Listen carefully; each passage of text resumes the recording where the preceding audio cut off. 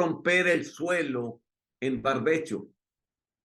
No es por ningún esfuerzo directo para sentir. O sea, no trato yo de, me quiero sentir mal, me quiero sentir pecador, me quiero sentir como que estoy mal. No es a través de eso. Ningún hombre puede hacer que se sienta de esa manera, solo intentarlo sentirlo. Yo no puedo esperar sentimientos que broten de la nada. Pero podemos dirigir nuestra atención hacia aquello y mirarlo intensamente hasta que surjan los sentimientos involuntarios. Cuando yo dirijo mi atención a lo que Dios me está mandando, entonces de ahí empiezan a surgir los sentimientos que son involuntarios. Un hombre puede dirigir su atención a cualquier objeto acerca del cual deba sentir y quiera sentir. Y de esa manera llamará a la existencia las emociones adecuadas. Si tú piensas en alguna comida, imagínate que ahorita que tienes, imagínate tamarindo, el tamarindo con chile, imagínate, sin que tú lo desees, provoca que tu boca empiece a sentir como si supieras qué sabe el tamarindo. Ok, tú no hiciste que sintieras esto, fue cuando dirigiste tus pensamientos a tamarindo que empezaron a surgir las emociones adecuadas. Si un hombre imagina a su enemigo, a alguien que le hizo mucho daño, sus sentimientos de enemistad se levantarán. Luego se enojará. No me hables de esa persona. Pronto saldrá eso, porque tuvo una enemistad con él. Mientras no pensaba en él, estaba tranquilo. Tan pronto alguien lo mencionó, se le vino el pensamiento, sus sentimientos de enemistad se levantarán. De la misma manera, si un hombre piensa en Dios y se enfoca en cualquier parte del carácter de Dios, vamos a ver del amor de Dios, de todo lo que Dios hizo para salvarte, sentirá las emociones, surgirán ahí en ese momento. Van a surgir emociones por las leyes mismas de la mente. Al pensar en Dios, ver su amor, ver todo lo que ha hecho, te conmoverá el corazón. Si es amigo de Dios, que contemple a Dios como un ser amable y santo, tendrá emociones de amistad en su mente. Pero si es enemigo de Dios, porque todavía sigue practicando el pecado, solo deja que entienda el verdadero carácter de Dios en su mente y se enfoque de él, y su enemistad se levantará contra Dios. ¿Por qué Dios pide eso? ¿Y por qué Dios quiere hacer eso? O se derrumbará y entregará su corazón a Dios. Hay de los dos. O te entregas, te humillas, o vas a cuestionar a Dios. ¿Qué es el ateísmo? El ateísmo es un intento de matar a Dios, de querer que no exista, porque si existe, me va a condenar. Entonces, por eso prefiere decir, no hay Dios. Eso es lo que es el ateísmo. Es una ira contra Dios, porque saben que Dios va a juzgar al pecador. Entonces, ¿cómo se debe romper el suelo en el barbecho? ¿Cómo se hace ese barbecho en el corazón? Si deseas romper la tierra arada de tu corazón y hacer que tu mente sienta respecto al tema espiritual, debes trabajar en ello tal como lo harías para sentir en cualquier otro tema. Por ejemplo, en lugar de estar distraído en todo lo demás y luego imaginar que asistiendo a unas pocas reuniones te involucrarás emocionalmente, no lo lograrás. Tienes que dirigir tus pensamientos de la misma manera como lo haces cuando pecas. Veamos el proceso mental cuando pecas. Es igual. La gente cae en pecado porque trae un objeto en su mente y ese objeto en su mente es el que lo hace pecar, porque en eso están sus pensamientos. Veamos el proceso. Primero, mires el objeto de la tentación. Voy a poner un ejemplo. Haz de cuenta que ves un reloj de oro que quedó olvidado en el mostrador de una joyería. Entraste a la joyería, no hay nadie en la joyería, ves un reloj bastante caro de oro en el mostrador y no hay nadie alrededor. Al momento que lo ves, te provoca una tentación. Ves que el reloj es caro y ves que no hay nadie alrededor y ves que te lo puedes llevar. Ese es el objeto que ahorita está en tu mente. Un reloj de oro olvidado. Al poner atención al reloj y ver que no hay nadie alrededor, sientes ganas de tomarlo e irte rápido. A ese momento dices, lo agarro y me voy. Y no hay nadie. No hay nadie que me vaya a perseguir. El reloj estaba solo ahí, olvidado. Ese sentimiento surge porque pusiste toda la atención sobre el reloj de oro. Ahora lo que ocupa tu mente es un reloj de oro. Entendiste el gran valor monetario que tenía. Te diste cuenta que era carísimo ese reloj, que lo podías vender y sacar mucho dinero. Y además, viste la facilidad de tomarlo e irte sin que nadie se dé cuenta. Todo eso ocurriría en tu mente. ¿Viste el reloj de oro? ¿Viste que no había nadie? ¿Viste que valía mucho? ¿Viste que lo puedes tomar y te puedes ir? Ese objeto que está en tu mente ahora provocó emociones en ti. Sientes una emoción en ese momento. Por lo tanto, esa excitación o sentimiento ocurre al ver la oportunidad de tener un reloj de oro. Si te fijas cómo se excitaron los sentimientos por dentro. No los tenías. Vinieron cuando pusiste atención a ese reloj de oro. Esto es precisamente el proceso que se menciona de cómo alguien peca. Dice ahí en Santiago, sino que cada uno es tentado cuando de su propia concupiscencia es atraído y seducido. Concupiscencia significa deseo fuerte. El reloj de oro creó un deseo fuerte de obtenerlo. Entonces, ese reloj de oro estaba ahí, te atrajo y te está seduciendo que te lo lleves. Como que te quiere convencer a que te lleves el reloj.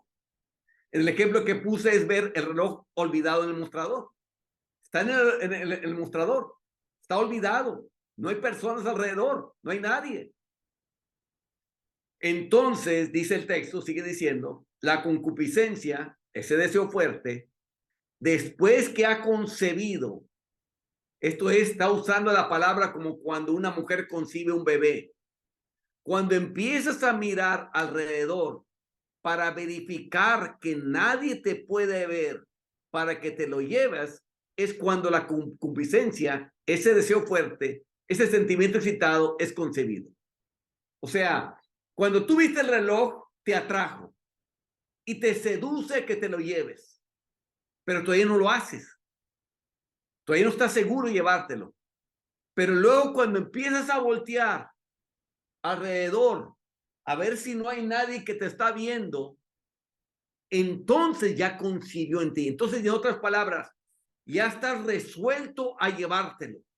Lo único que estás haciendo es verificar que no haya nadie para que te pueda pescar. Ya tomaste la decisión, aunque todavía no la ejecutas. El reloj sigue sobre el mostrador de la joyería. Todavía no lo tocas. Lo único que estás haciendo es volteando a todos lados y que no hay nada. Ahí ya está concibiendo. Cuando la Biblia dice concebir es que ya tomaste la decisión, pero todavía no la ejecutas. Sigue diciendo el texto. Dice, después de que ha concebido, da a luz el pecado. En este momento ya tienes la intención de llevártelo. Solo falta ejecutarlo. Pero ya has pecado. Aunque el reloj continúa sobre el mostrador de la joyería. Ante Dios, tú ya pecaste. El reloj sigue ahí. No lo has tocado.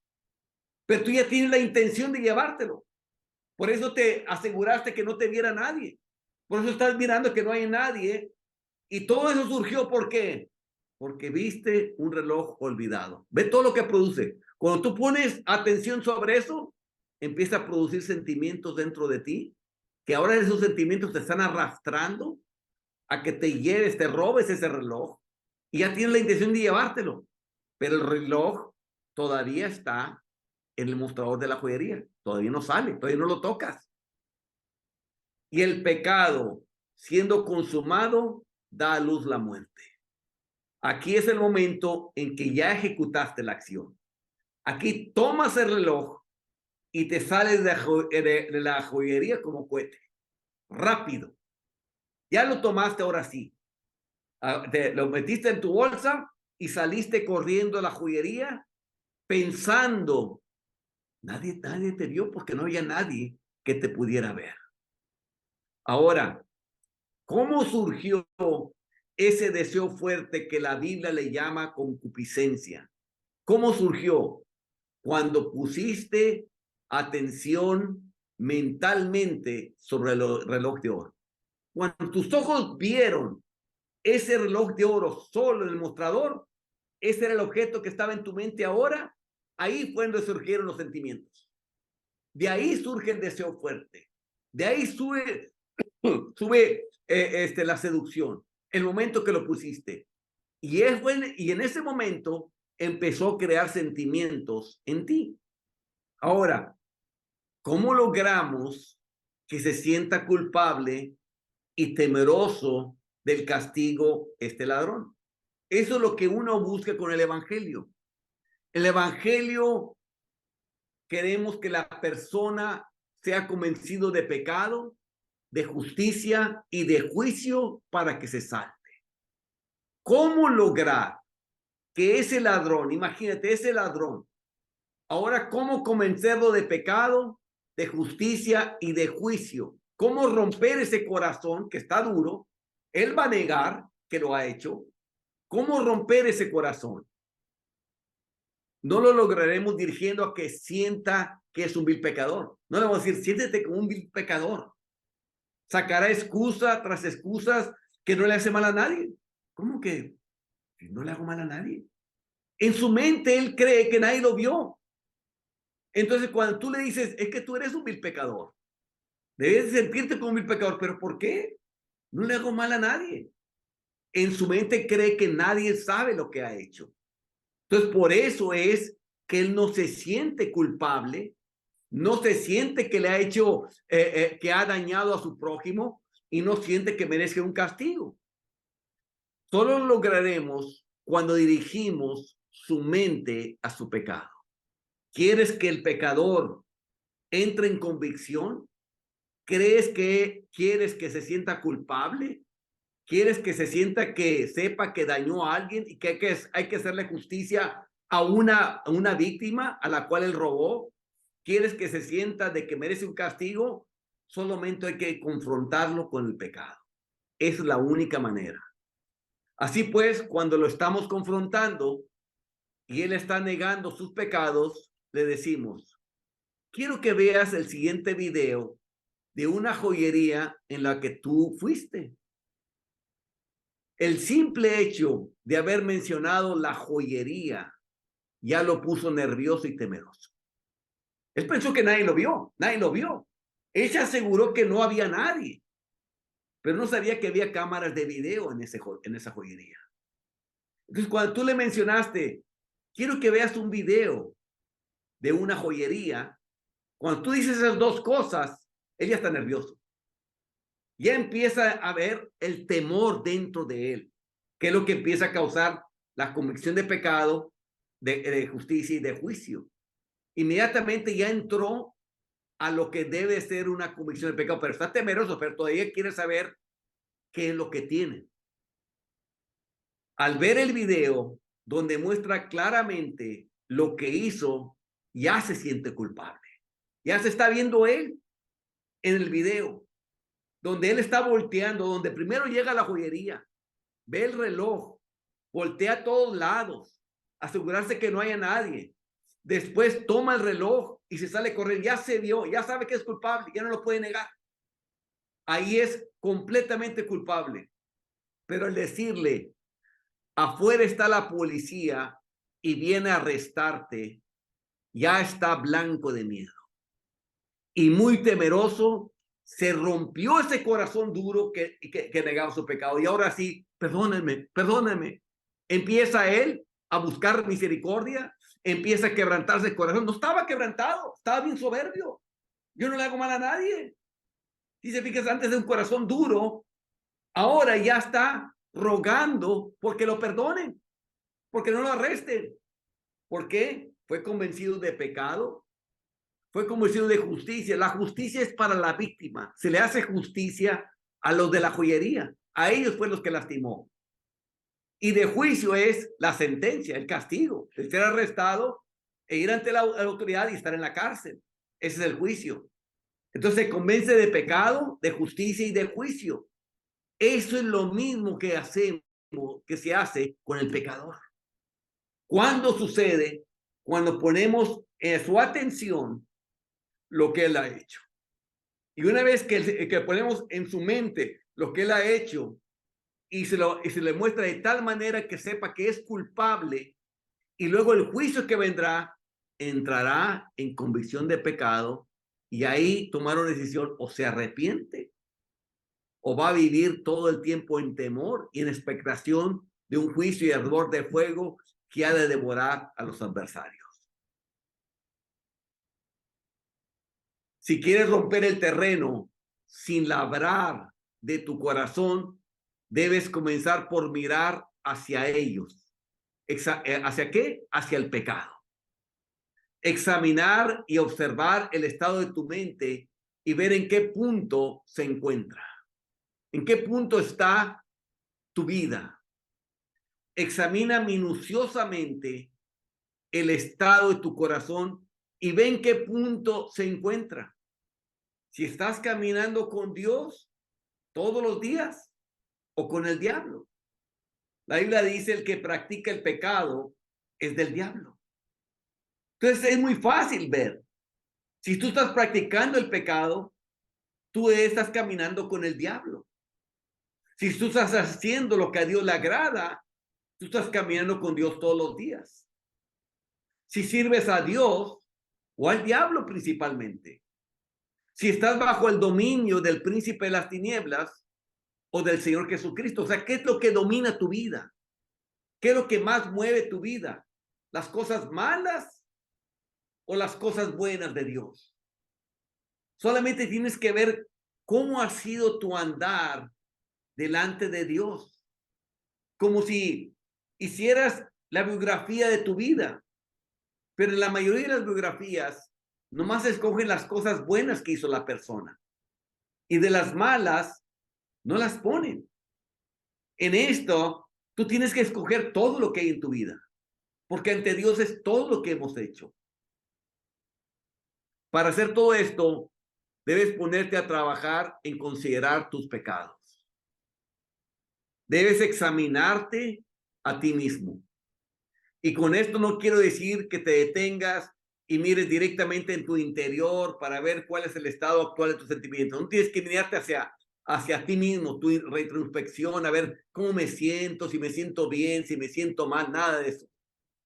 El autoexamen consiste en mirar tu vida, tratar de recordar tu vida, considerar tus acciones pasadas, recordar el pasado y aprender tu verdadero carácter, que sepas cómo eres tú, cómo has vivido en el pasado, cómo tú has actuado en tu vida pasada y que seas serio en estarlo haciendo. Miren hacia atrás a tu historia personal. Haz de cuenta que vas a contar la historia de tu vida a Dios. Es lo que vas a hacer. Delante de Dios vas a ver la historia personal de tu vida. Tomen cada uno de sus pecados individuales y examínenlos. Y cuando hablo individuales es cada uno de los que hiciste. No que los veas por montón, sino cada uno por uno, porque uno por uno lo fuiste cometiendo. No los cometiste de 10 en 10. Los cometiste uno por uno. Un hombre solamente puede hacer una acción al mismo tiempo. No puede ir al norte y al sur al mismo tiempo. No puede ir a la derecha y a la izquierda al mismo tiempo. O se va a la derecha y después se va a la izquierda, o se va al norte y después se va al sur. Pero al mismo tiempo no lo puede hacer. Así son los pecados. No puedes tener envidia y el siguiente momento robar a alguien. Tuviste envidia de que el otro tenía más dinero que tú y después fuiste a robarte a alguien para tener más dinero de ese. Entonces, primero hiciste uno y luego hiciste otro. A eso es lo que está refiriéndose. No quiero decir que simplemente echen un vistazo a su vida pasada. Sí, pues yo he sido pecador. No, no, nada de eso. Entra en detalle. Vean que ha estado llena de pecados. Y luego vayan a Dios y que hagan una especie de confesión general pidiendo perdón. Esto no funciona. Te pido perdón por todos los pecados que he cometido. No funciona. Así no fueron. Los hiciste uno por uno. En los tribunales judiciales ven caso por caso, delito por delito, porque cada uno fueron cometidos uno por uno. Deben tomarlos uno por uno. Y aquí estoy subrayando algo. Será bueno tomar un papel y un lápiz y escribirlos a medida que los recuerden. Y esa es una de las actividades que les voy a poner en esta semana. Esta va a ser su tarea. Que los escriban en un papel, uno por uno, todo lo que has hecho. No lo quiero ese papel para mí y no quiero que ese papel lo vayas a mostrar a nadie. Es para ti. Es para que tú veas exactamente cómo tú has vivido y cómo Dios te ve. Quiero que tomes un papel y un lápiz y lo vayas escribiendo a medida que lo recuerdes. Tienes que tomar un tiempo, 3, 4 horas, una tarde, donde tú estés solo, te encierres en tu cuarto y puedas hacer esto. Y entonces, y vayas escribiendo estas cosas. Hoy te veremos más adelante cómo va a hacerse esto. Revísenlos tan cuidadosamente como un comerciante revisa sus libros. Como cuando se cierra la tienda y quieren saber cuánto se vendió, cuántos qué productos ya no están en la tienda, qué productos sí están en la tienda y todo. Así de esa manera que revíselos y cada vez que un pecado se presenta en tu memoria, escríbelo en la lista. Cada vez, escríbelo en la lista. Las confesiones generales de pecados no funcionan nunca. Nomás hablar, sí, he pecado, he hecho muchos pecados, nunca funciona. No te va a quebrantar el corazón. No te está diciendo la historia de tu vida, quién realmente eres. Los pecados fueron cometidos uno por uno. Y en la medida en que puedan recordarlos, deben ser revisados y arrepentirse de ellos uno por uno. Cada uno tiene que ser confesados y cada uno tiene que ser arrepentidos uno por uno.